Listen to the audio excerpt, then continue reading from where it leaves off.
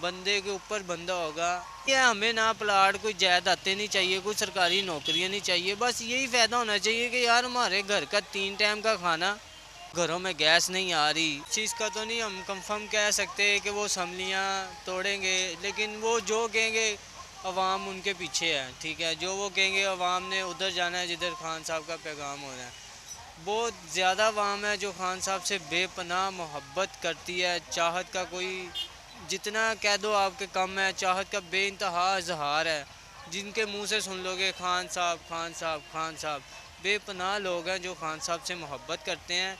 तो इधर हम इस टाइम लिबर्टी गोल चक्कर पे मौजूद हैं। इधर शाम 9 बजे तक देख लेना आप, इंशाल्लाह ताला बंदे के ऊपर बंदा होगा।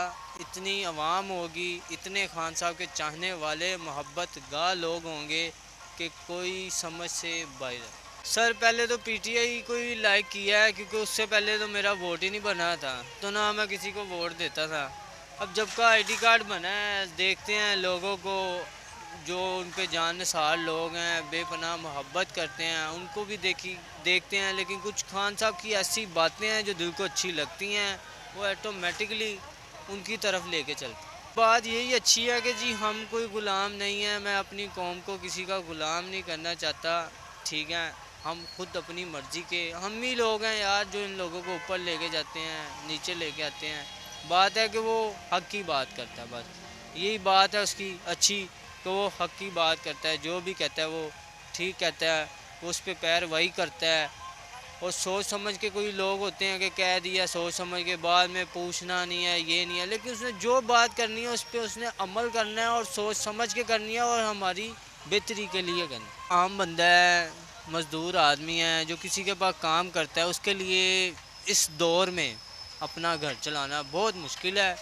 तो इसके बारे तो आप ना ही बात करें तो अच्छा है, क्योंकि आपको भी पता है अब जैसे सर्दियाँ हैं, हर चीज़ महंगी है और घरों में गैस नहीं आ रही। इंसान कहाँ पे जाए, बाज़ार होटल पे जाएंगे तो एक टाइम की खा लेंगे, 2 टाइम भूखे रहेंगे।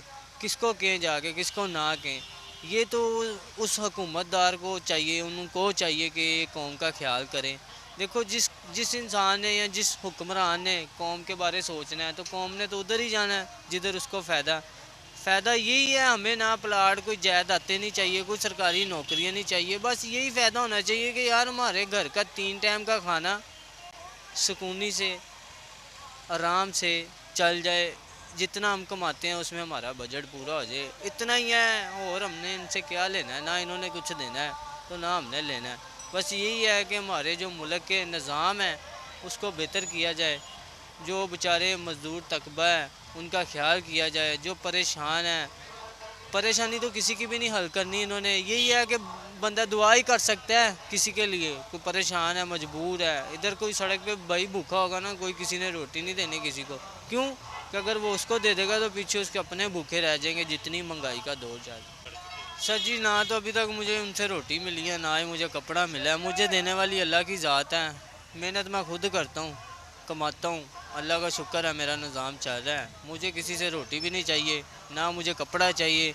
बस इस मुल्क में शांति चाहिए, शांति के मुताबिक किसको महंगाई को कम किया जाए।